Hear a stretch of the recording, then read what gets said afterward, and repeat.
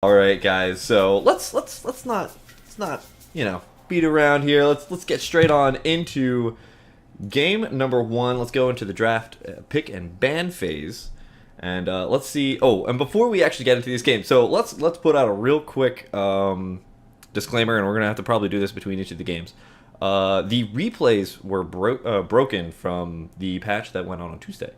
So what actually happened here is that we had ZP as well as Forecourt Jester, record all of these games in videoless, audioless, not videoless, audioless, pretty much observant mode. ZP's kind of like zoned out, but at the same time did a really good job, I hope. So he doesn't know actually what happened in any of the games, but he knows where all the pressure points and all the cool stuff was. So we're going to be working with MP3s. So this caused a little bit of an issue in terms of being able to set all of this up. So it might be a little bit rough at transitions back and forth, but hopefully you guys will be able to keep everything in line. So without further production issues, let's go on into game number one, and hopefully not everything will break. So we've got ESV.Wildfire versus 2Arc.Illiad. ZPs, do you have the ban screen up? Ban screen? Yeah, pick and ban screen. I see it. Okay, I see it now on the stream itself. Okay. All right. Well, let's hopefully this will work as we want it to. It'll be a little bit done.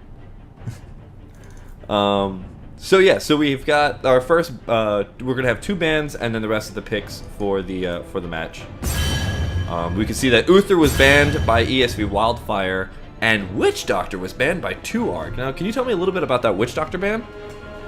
You know, honestly, I can't think of a single scrim I've played recently where I've seen Witch Doctor banned. Uther gets banned just because some teams don't like dealing with him. He's a very versatile support. He makes certain teams a lot better, like Uther Diablo teams Diablo Barb teams. He sort of throw him in as an extra stun, and he works well with a lot of combos, so some teams just don't like dealing with that and get rid of him. Perfectly understandable. Witch Doctor ban, I mean, the only thing I can think of is maybe they've dealt with Wildfire in the past and thought that they don't want to play against their Witch Doctor. Or maybe this is a throwaway ban, but we see Tychus for the first pick here for ESV.Wildfire, waiting on the double pick coming out here from 2Arc, and see how they respond. I mean, it could be that was just a throwaway bans just so they can get a really nice pair for their second picks. We have Iacona on Malfurion and Diablo on Poom. Or Poom on Diablo. I was going to say, wait a second. Poom on Diablo, that's what I was looking for. So I'm trying to think of what that Witch Doctor ban's for. Yeah, I don't know. I mean, I do think Wildfire has used Witch Doctor from time to time. Again, maybe they just faced it earlier. It's like, we want to deny that from them. Mm-hmm. Tychus as a first pick, of course, is very standard. Tychus is crazy strong, one of the best heroes in the game. I would even put him over Arthas in a lot of cases, although that is still hotly in debate. Yeah, and, working with Malfurion and Diablo, hopefully we're going to see at least a very sustainable Malfurion keeping that Diablo alive. And he can definitely bully around that Tychus. It's going to be very curious to see what a few tricks and Kuro, who are going to be the next picks, are going to choose here. And that's what's going to come in the next 2 seconds. So it looks like we're going to see Arthas and Brightwing. Wow, they have an incredibly strong team so far. So they've got Tychus, Arthas, Brightwing, with a ban on Uther, and with Malfurion taken out. We don't see a Rhaegar just yet. Yeah, that's actually, as far as getting Arthas and Tychus there, that is really rare to get both of them on the same team. Arguably a mistake from Wildfire, but I'm sure they knew what they were doing going into this, so they certainly have a strategy at the very least to deal with Arthas, or they have something good in mind to deal with it. Like, I have no doubts about that, but Arthas Tychus, that is scary. Yeah, and using that Brightwing, they could definitely shut down Diablo if he goes a little bit too forward into the enemy team. Or possibly shut down Malfurion's heals. Still trying to figure out where that Witch Doctor ban was really going. This might be some sort of wombo combo composition, or I'm trying to think of what Witch Doctor could possibly do here. That was really so crucial for that ban. Yeah, I mean, Witch Doctor is just a hero. Maybe if they don't want to run a team that has a lot of stun involved in it. Although, banning Witch Doctor. Let me just clarify, by the way, it was 2Arc that banned Witch Doctor, right? Yeah, 2Arc banned Witch Doctor. Maybe they just don't want to run a team with a whole lot of stun, and they were afraid that if they ran that sort of team, then they wouldn't have interrupts for Witch Doctor. That could also be another reason. Well, we see a Vala and a Falstad coming out here for 2Arc, so that's going to be a very, very heavy range damage team. Vala and Falstad probably is going to make Diablo more of a peeler than an engager.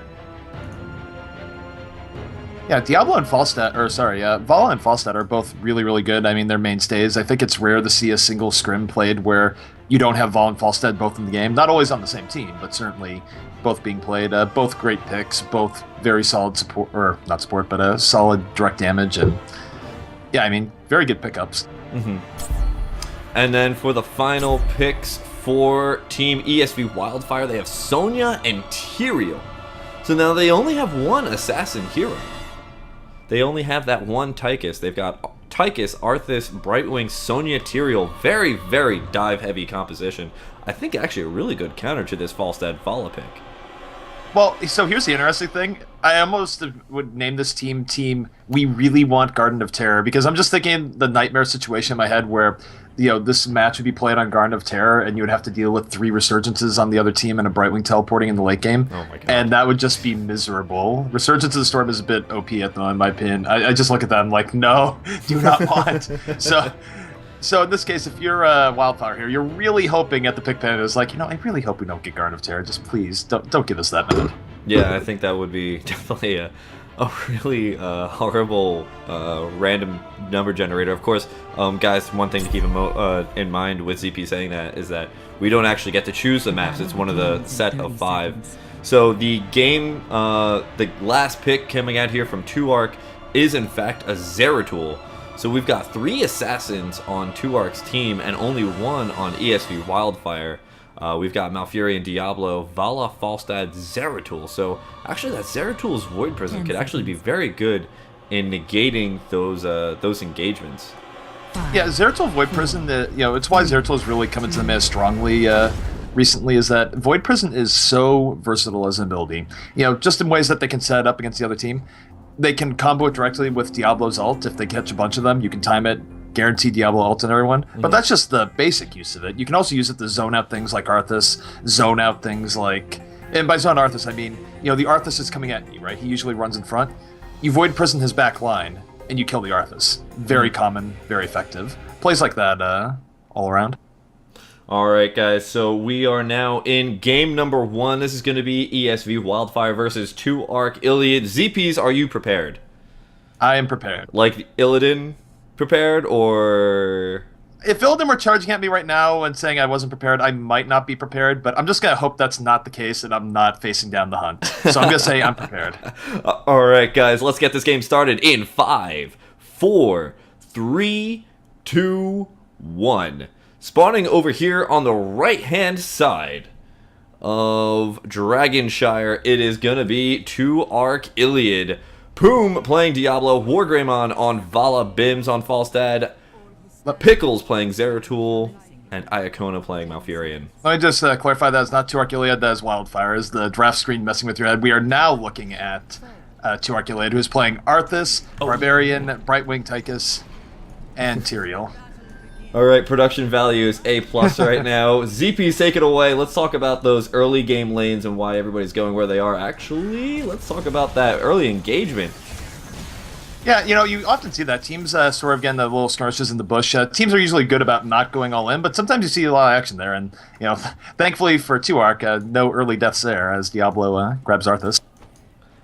Alright, sorry, I'm just doing a little bit of production here and maybe turning up the volume just a little bit there. Alright, cool. So, we've got Furious D as Tychus sitting in the top lane against a Malfurion Zeratul. I don't know if that's going to be a good lane for him. We've actually got this really nice roaming gang of Brightwing, Pickles, and Kiefer's coming in here. Looks like they were going to go on Bims, but unable to. How do you feel about this roaming gang squad? That's pretty unique. Usually the Arthas is in the roaming gang squad because Arthas comes in, he snares you and slows you. So it's a bit weird that, Barbarian is in the bomb instead of the Arthas. But, it's interesting to see how it sets up because both Tyrael and Brightwing are very strong early on. And, who knows, maybe the Barb hitting a hook on the top is enough to push over the edge. Ooh, Futrix does get a Howling Blast down on Wargreymon, but unable to really follow that up. Vala, incredibly mobile hero. And now we've got a 4-stack going down in the bot lane. Yeah, and you'll see this a lot right now, is that Brightwing is very often used in, either triple lanes or oftentimes online quad lane. And why is that?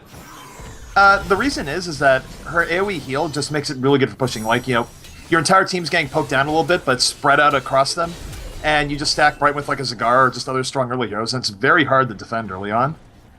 Well, we've got Tychus who's grabbed the top shrine, and it looks like 2Arc, sorry, ESV.Wildfire is going to be able to grab the bot shrine. In fact, Furious D is going to be focused away by Iacona and Pickles, so that means that actually Wildfire is going to have control of both those shrines. Oh no, a few tricks going to capture the bot one. Yeah, and you'll see this a lot right now on Dragonshire. There's a lot of back and forth, a lot of wrangling over the shrines. Oftentimes you won't even see a dragon until, 7-8 minutes into the game. Both teams are consistent hotly. It's sort of a big game of cat and mouse and rotations, and the team that out-rotates first and gets a pick usually ends up getting pretty far ahead. Now, if they keep rotating, are they going to try and do some damage or grab some jungle camps, as we're seeing like 2Arc grabbing right now? So going for jungle, it's risky because you might lose shrines as well, but if it works, it's great because the ogres do a lot of pressure mid lane. And this is again, this is a risk for 2Arc right now, but if it pays off, it can help them sway momentum and free them up to get, better rotations or better ganks as they go here. Oh, actually, we saw that Kiro came in and stole Wildfire's Giants. Really nicely used of Bribe there. And that's another reason why Brightwing is a top tier pick right now. Bribe is crazy, either for stealing or just maximizing your Merc camp capture rate, when you gain advantage. And whoa, we have Malfurion taking lots of damage up here, not going down, but he almost fell to that 2Arc gank squad.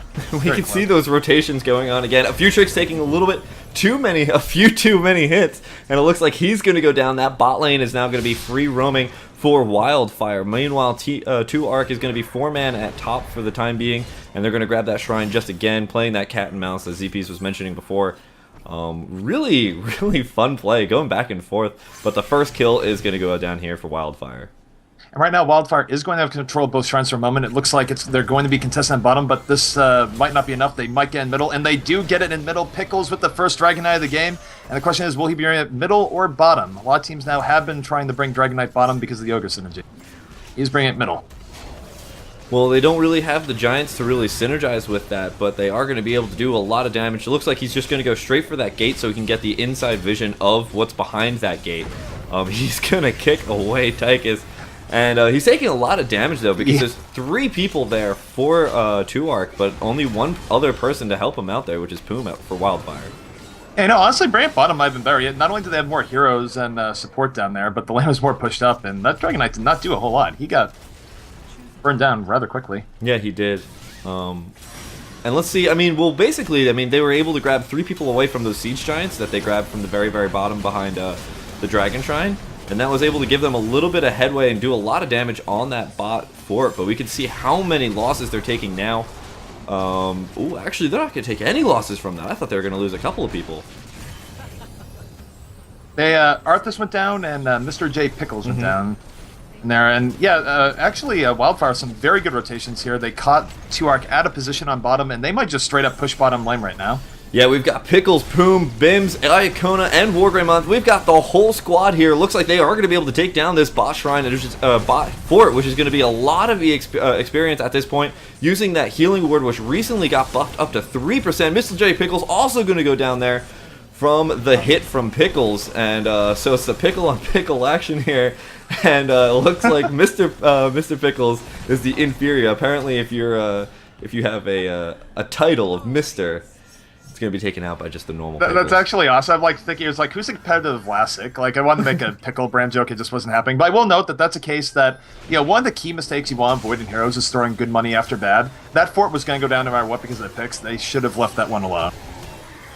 And, ooh, Pickles comes in here with the Void Prison. Going to set up for absolutely everybody from Wildfire to come in here, and an Apocalypse does go down. A beautiful shock in, and a few tricks. Everybody except for Tyrael is going to be absolutely obliterated by ESV.Wildfire. A beautiful play.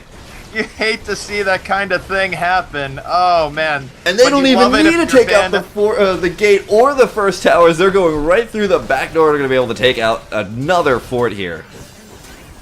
And if you're an ESV fan, though, you did love that last engage. That was a great heads-up Void Prison by Pickles, and he set them up for Diablo Falstad, and that was it. They just got wiped off the map, and a huge edge now to ESV, being up 12-9. They are in a very dominant position in this game right now. 9 kills to 0 so far, and they are taking a little bit of damage from these Siege Giants, but man, that type of engagement is just way too big. I mean, exactly as you were saying, they're just barely getting level 10 right now for 2Arc, which means they're just barely getting the heroics. Meanwhile, ESV.Wildfire is getting their next tier at level 13. And the level 13 tier is really big for a lot of their heroes, just in terms of hero power. Zeratul gets Wormhole, which makes his harass far better, way more annoying. Falstad gets Rewind, and oh, we have people going down. Arthas going down. Oh, the picks are real, and this might lead to another Wildfire Dragon Knight. Meanwhile, however, if you look at the bottom lane, it looks like Malfurion was taken out as well. Pickles is going to grab that top shrine and negate the ability for that Dragon Knight to be grabbed. But let's take a look here. I mean, really, what did Wildfire get out of that engagement? They already took down that fort. Meanwhile, this is going to allow 2Arc to grab a fort. Do you think that was really worth it? It's hard to say. I mean, honestly, kills at that point, you're not getting quite as much XP, and the fort is going to help 2Arc catch up a little bit. I mean, it's very good on their part to go for the fort, at least get something out of it. I mean, it does help them get back in the game, but it's not the big play they need to really get back into the game. But still a smart play nonetheless. Pickle's taking a little bit too many hits. He's going to jump out of there, though, using his Dimensional Shift. Or is it Blink? I forget what it's called for Zeratul. It's just Blink. It's just Blink. Just Blink. And meanwhile, it looks like there is going to be a very large investment down here for Wildfire. They've got all 5 people down here.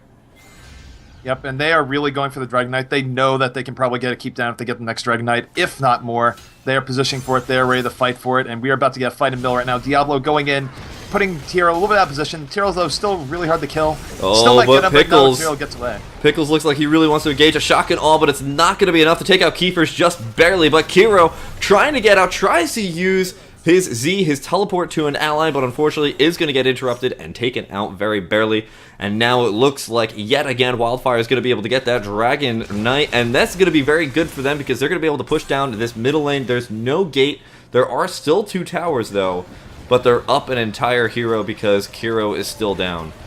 I just tell you, Sham, look at that Dragon Knight. Look at that his walk. He is determined. He does not care about those towers. They might as well have been paper. They have been kicked out, just like Arthur's just been kicked out. And they are going for that middle fort, and that is going down quickly. I would not be surprised if this went all the way to the keep and beyond. Yeah, we're definitely going to see this fort go down. We have to watch out for, though. Mr. J. Pickles is going to hard engage. There is the leap. Wargreymon going to use Vala's Rain of Vengeance in actually order to stop Mr. J. Pickles from being able to do too much damage. Kiro just barely going to get taken out here by Poom the Dragon Knight. A few tricks is trying to get out of here, but here's the last kick. Gonna actually save him for now. Furious D trying to do as much damage as possible as that Tychus Odin. And it looks like he's going to be able to ward off the Wildfire from being able to do too much damage. 2Arc actually doing a pretty good defense here. They just need to defend this bottom push. Yeah, I mean, at this point in the game, any time the other team gets a Dragon Knight and they don't get a keep, you gotta feel good about that because it's like, please don't take the keep. Please don't take the keep. But they're not out of the woods yet. Ogres are going to keep pushing. They're going to protect these ogres, and they want this keep. I mean, at this point, though, we've got 5 members up here for 2Arc, and Wildfire's been here for a while. They're starting to run a little bit low on... I mean, they're not really too low, but, you know, they've taken a couple of hits. They're starting to run a little bit out of mana at this point. They've just got to be a little bit careful because this is a little bit of a home ground advantage here for 2Arc. Poom now starting to go in here. Kiefer's going for the engagement. A beautiful shotgun all mixed with Entangling Roots is going to take out Tychus. Kiro also going to go down. Kiefer's going to go down. Poom is just tanking all the hits and going to be able to take out that keep. Yes, Wildfire is going to have their first keep of the game. I think it might be more. Yeah, this might actually be game. Yeah, I mean, they have 15 seconds to get good damage on the core. The core this early in the game is not that durable. We have Mr. J. Pickles leaping in. It would have been great if there was more follow-up, but half his team is dead. It's not going to be enough. Core tried to help, wasn't enough. Arthas is going down. I think this is going to be game. Yeah, this is definitely game. Tychus finally coming up, but is he going to be able to do too much? Furious D is trying to use his overkill, but it's not enough. The core goes down. And ESV.Wildfire is going to take game number 1. Well played by Wildfire there on multiple levels. Absolutely well played. Well, guys, ZP, what did you think about that game? What were some of the... Oh, man, that production value, though. What were some of the things you were kind of noting about Wildfire's play? What kind of really put them in the really good position there?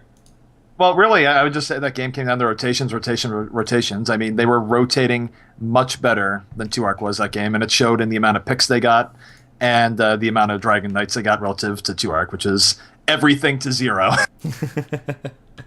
All right, guys, we're going to take a quick break, and we'll be right back before we come into game number 2. I am Sham2. Join with me is ZPs, also known as ZPTV. So do us the favor, follow us on Twitter. Of course, check out Wildfire. Actually, I don't think Wildfire nor 2Arc do have a Twitter, but I think you can find all of them on Twitter just by typing in their names. Check out those players. Wildfire has been absolutely on fire lately. I think they're doing really well in all of the leagues that they've been participating in. So we'll be right back in a couple of minutes. Stay tuned.